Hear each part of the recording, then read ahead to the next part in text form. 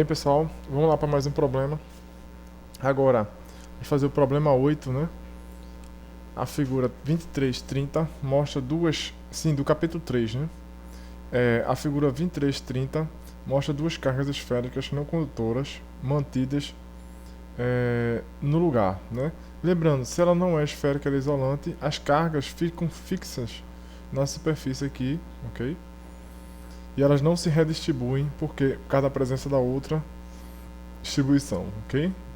Depois eu vou desenhar isso. A casca 1 possui uma densidade superficial de carga uniforme de 6 microcoulomb, né, por metro quadrado na superfície externa e um raio de 3 centímetros.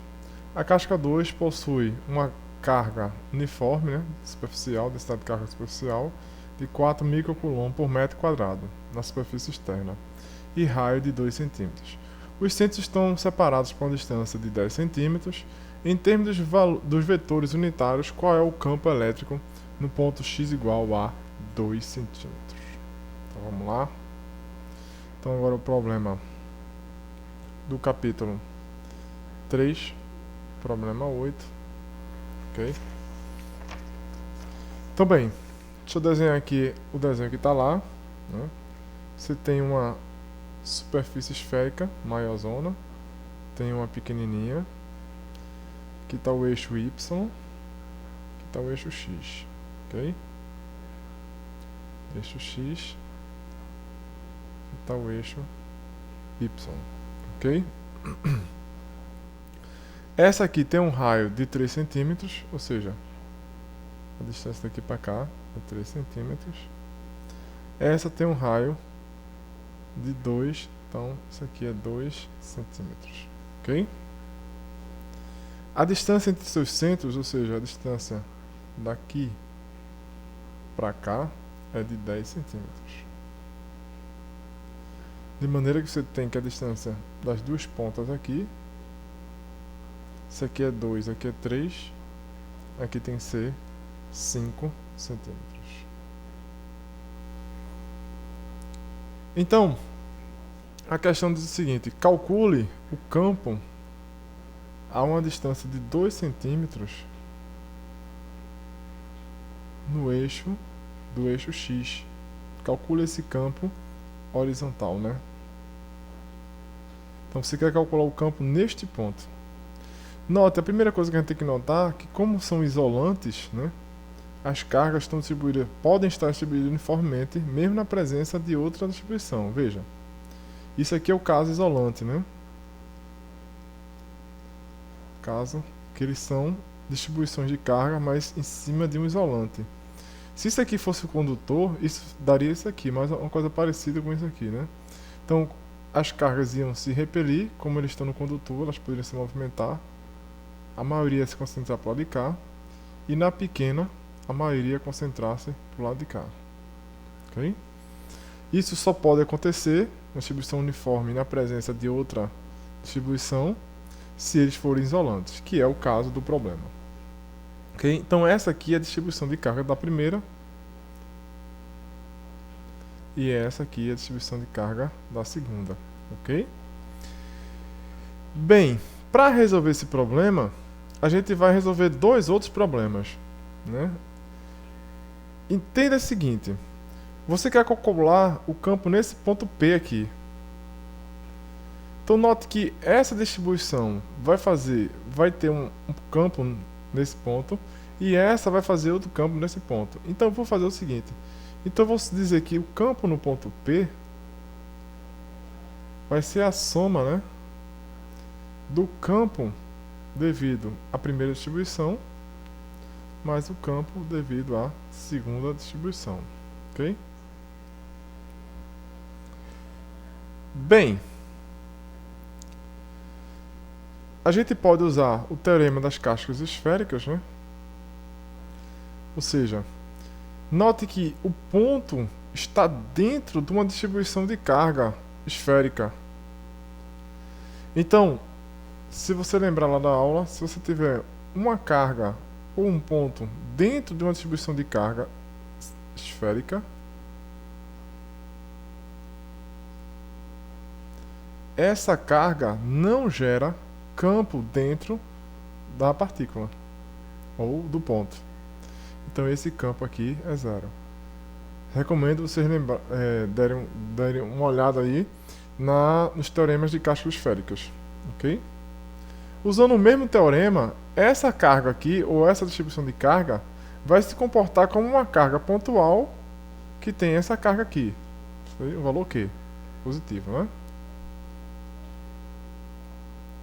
Então, eu posso dizer então o seguinte, ou você poderia fazer dessa forma, ou usando a lei de Gauss, né? Usando a lei de Gauss, você diria o seguinte, né? Isso aqui é zero, novamente, só recapitulando aqui, o EP vai ser igual ao E2, né? Ou seja, é o campo devido a essa segunda distribuição, ok? Devido à segunda distribuição. Bem, basta calcular isso aqui por uma carga pontiforme ou pontual, né? Você encontraria, né, o campo neste ponto P, ok? Mas como não foi dado o valor desta carga e sim a densidade de carga aqui, σ2, e foi dado σ1 aqui, então vamos utilizar a lei de Gauss, né? Então a lei de Gauss diz que a carga envolvida é igual a integral ε0 integral de E dA, ok? E nós vamos passar uma superfície gaussiana que ela sai daqui do centro, né? Desculpa, ela passa por esse ponto P aqui. Então, deixa eu fazer o desenho aqui. Só lembrando que a gente sabe que se você fosse usar a lei de Gauss para aqui, para esse problema, então seria uma superfície gaussiana assim, com relação para calcular o campo devido a essa distribuição de carga. Note que também pela lei de Gauss, a carga aqui dentro é zero. Então, o campo, né, se a carga é zero, o fluxo vai ser zero, o campo vai ser zero, okay? Devido a essa distribuição de carga. Então, tanto usando o teorema das cápsulas esféricas quanto a lei de Gauss, que não deveria ser diferente, o campo é 1 devido a essa distribuição de carga nesse ponto P, vai ser zero. Então, só vai ter campo devido a essa distribuição de carga. Que eu pego é o seguinte, então, na verdade, se o problema é para calcular o campo nesse ponto aqui, você precisa olhar apenas para a distribuição na esfera 2, né? E aí o que é que a gente faz? A gente passa uma gaussiana que passa pelo ponto, uma gaussiana esférica, ok? Que passa pelo ponto. Qual é a distância dela, né? Então, a distância daqui para cá é 2 centímetros, daqui para cá é 10, né? Ok? Então, a distância, né, daqui para o centro, que é o raio da minha superfície gaussiana, vai ser 8 centímetros. Eu vou chamar esse cara aí de um R', né? R' vai ser igual a 8 centímetros. Ok? Bem, então vamos calcular a lei de Gauss, né? Novamente, a carga envolvida vai ser igual ao meu σ2 que foi dado no problema, ok? σ2 foi dado, depois a gente vê quanto vale. Vamos anotar logo aqui para não ficar, né? Então, σ2 vai ser igual a, só relembrando, σ2 vai ser igual a 4 microcoulomb por metro quadrado, tá bom? Então vai ser igual a 4 microcoulomb por metro quadrado. Ele deu σ1, mas a gente não vai precisar usar ele, que a gente viu agora, tanto pelo teorema das cápsulas esféricas quanto pela lei de Gauss, foi 6 microcoulomb por metro quadrado, ok? Bem, então você vai ter a carga envolvida vai ser σ2 vezes a área da superfície gaussiana, né? Ok? E isso vai ter que ser igual à integral, o ε0, da integral de E dA, ok?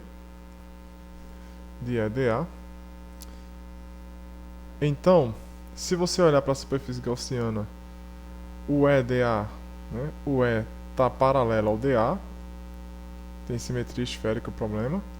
Então, isso aqui vai ser o módulo de E, módulo de dA, o vetor, vezes o cosseno. Mas, se você olhar aqui, por qualquer ponto aqui, o campo está saindo e o dA também, né? Então, o ângulo é 0, cosseno de 0 dá 1. Então, eu posso escrever isso aqui como sendo σ2, área da superfície gaussiana.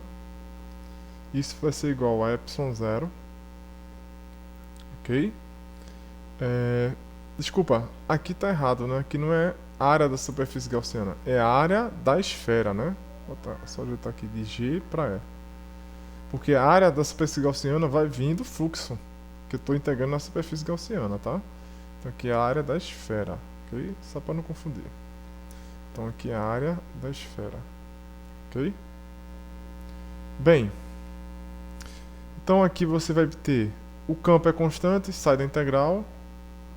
A integral de dA vai ser a área, agora sim, da superfície gaussiana, tá? Aqui é um E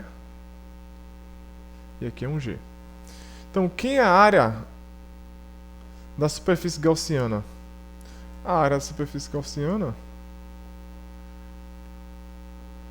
vai ser igual a 4π, ok?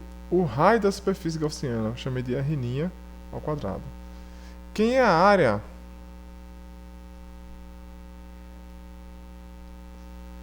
Quem é a área da superfície esférica? Vai ser igual a quem? Vai ser igual a 4π vezes o R2 ao quadrado. Ok? Se você jogar esses dois valores aqui,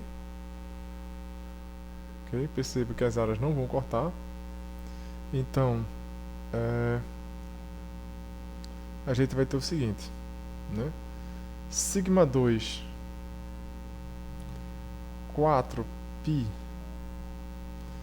vezes R2 ao quadrado vai ter que ser igual a ε0, é a área da superfície gaussiana, que é 4π R' ao quadrado. Bem, veja o seguinte, 4π vai cancelar aqui com esse 4π. Então você vai ficar com o campo tem que ser igual a quem? σ2 sobre ε0 R2 ao quadrado sobre R' ao quadrado.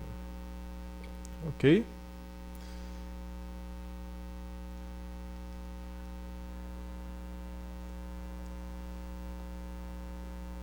Então, substituindo os valores, você tem lá em cima, então o campo vai ser igual a quem? σ2, 4 microcoulomb, ok? ε0, 8,85 vezes 10 a menos 12, ok? Vezes R2 ao quadrado, ou seja, não precisa transformar para metro, porque aqui embaixo também vai ter um R' ao quadrado, que a unidade também, esse centímetro quadrado, vai cortar. Então não precisa transformar, coloca direto, né? Então vai ser 8 centímetros ao quadrado, desculpa, aqui é o 2 centímetros ao quadrado, dividido por R', que a gente viu lá em cima, 8 centímetros ao quadrado. Ok? Então se você calcular, vamos dar só uma ajeitada nessa conta aí, você vai ficar com o seguinte. Micro, lembrando que micro é 10 a menos 6, Então você vai ficar com 4 ao quadrado dá 16, dá 4, desculpa, 2 ao quadrado dá 4 ao quadrado dá 16, mas 2 ao quadrado dá 4, vezes 4 dá 16, 16 dividido por 1, 8 desse aqui dá 2, né? Então vai ficar 2 vezes 10. 10 a menos 6 vezes 10 a 12, que aqui está negativo, vai subir positivo, então vai dar 10 a 6. Ok? Isso tudo dividido por 8,85 e ainda sobrou um 8 daqui de baixo. Ok? Então, se você calcular isso aí rapidamente, deixa eu pegar a calculadora. Então, você vai ter 2 dividido por 8,85 dividido novamente por 8. Ok? Você vai ter 0,028, ou seja, o seu campo vai ser igual a 2,8, né, só conferindo, 2,8 vezes 10 a menos 4 Newton por Coulomb. Ok? É isso aí, pessoal. Bons estudos a todos. Até a próxima.